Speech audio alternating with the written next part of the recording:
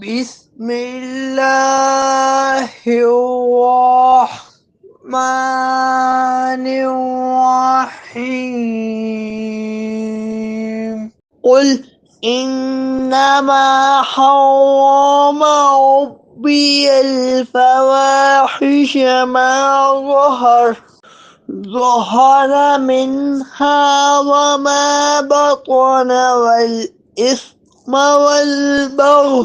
والبغي بغير الحق وأن تشركوا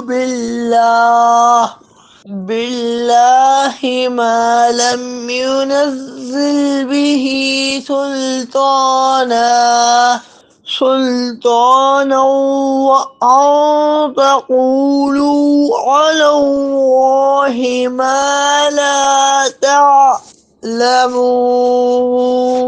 تم فرماؤ میرے رب نے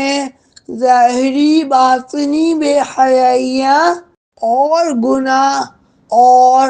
ناحق زیادتی کو حرام قرار دیا ہے، اور اسے کہ تم اللہ کے ساتھ اس چیز کو شریک قرار دو